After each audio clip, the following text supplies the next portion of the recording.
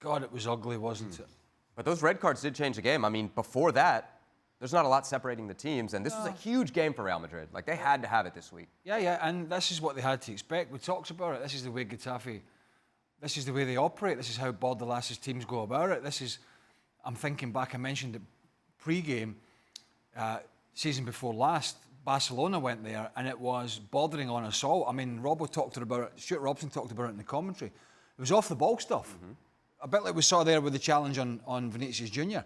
But it was a lot of off-the-ball stuff on Lewandowski that day and getting away with it.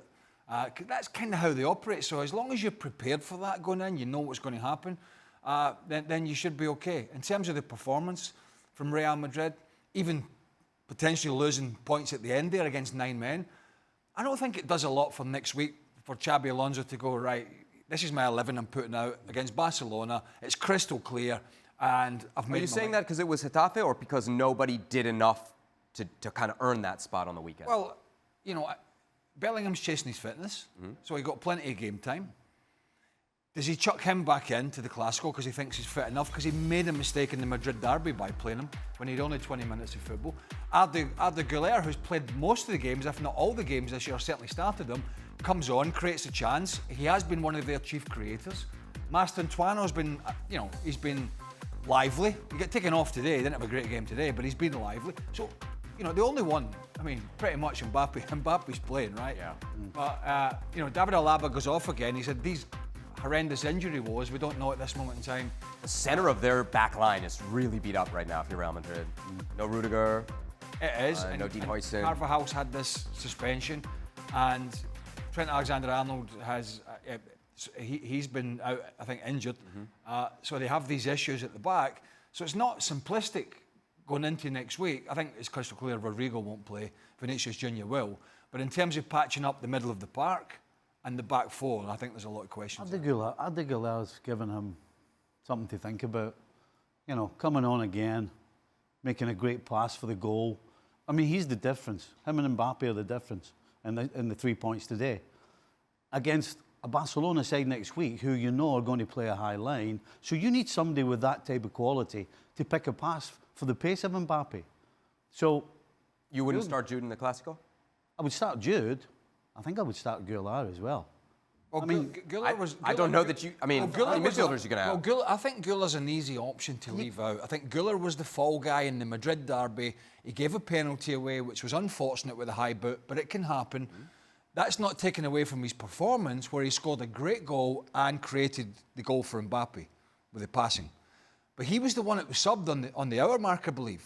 Not Bellingham, not any of the others. It was Güler, it was taken off, and you could have argued he was their biggest and best playmaker that day. So I think in some sense, if I was Arda Güler, I'd be a little worried that I'm the easier guy when it comes to a big decision. Why do you say easier? Like from the manager's perspective, you're saying? Well, just because he's a smaller name, not as big. A whole lot, yeah. And who am I going to leave out? But it's pretty clear that means my door's going to be more he's on the more impactful player right now. Well, exactly. So is he going to try and win the game, or is he going to make sure he doesn't lose it?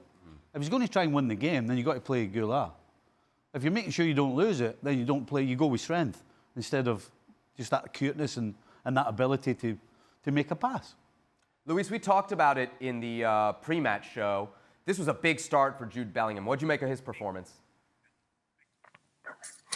Well, overall, it's just minutes for him. It wasn't an easy game. Overall of the game, I think that Real Madrid wasn't in his best. He was trying to find a way of creating. He was trying to find a way of these new ideas of Xabi Alonso, and they were all frustrated by a very well-organized Getafe. They have no intention of giving anything to you to try and get it.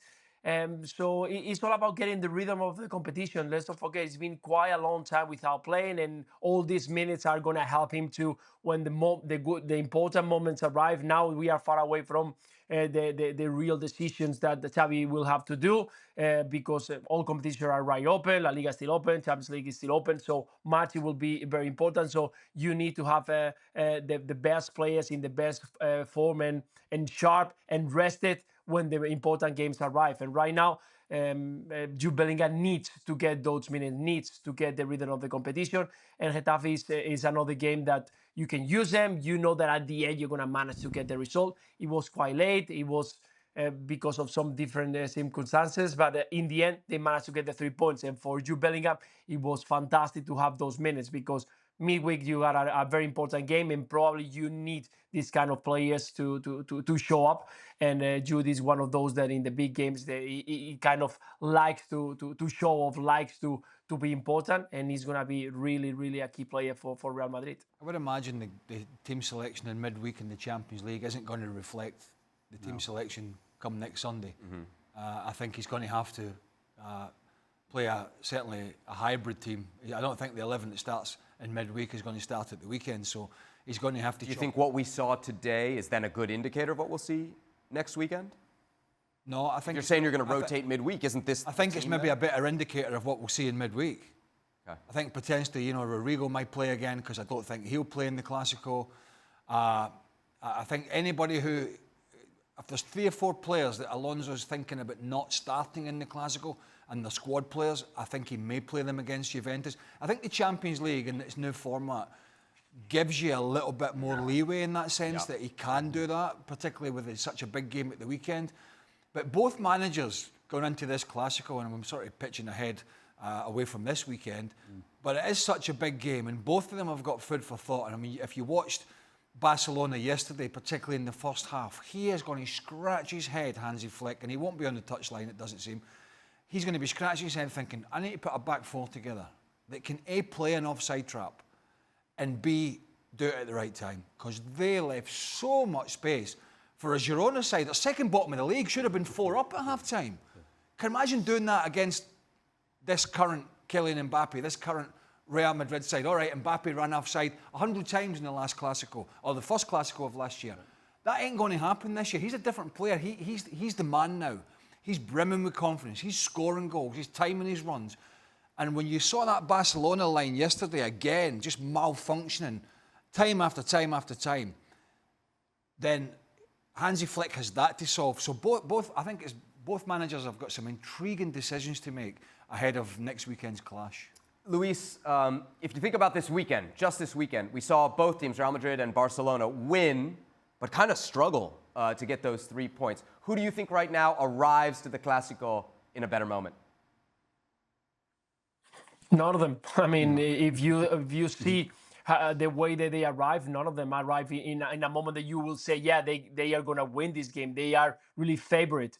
I think the Craig just talked about very well about that Barcelona vulnerability at the back, how they are exposed, how they can be really defeated by a player who understands that high line and can get it into the right time into those spaces. And Kylian Mbappe is doing a great job, and he's got a total. None of them have favorites. And again, we've been talking a lot, and every single year is the same. Clásicos are totally different. There is a midweek game that we have to count about it because depending on the players who are going to be involved are not going to be probably part of the weekend's game, and that's also something to get account with.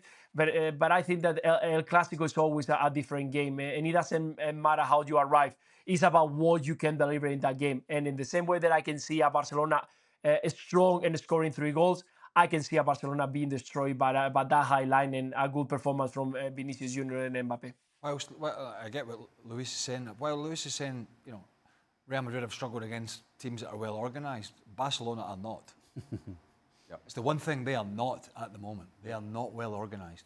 They are dishevelled, disjointed. Yeah, I mean, they can still play some great stuff going forward. Don't get me wrong. It's a mess at the back. It's a mess. Well, not only do we see it, but they see it as well. Chesney yesterday after the game was the first thing he said. We can't hold the line when nobody's closing the ball. That's not a little foible that you tweak with. That's a basic principle of the game, of defending.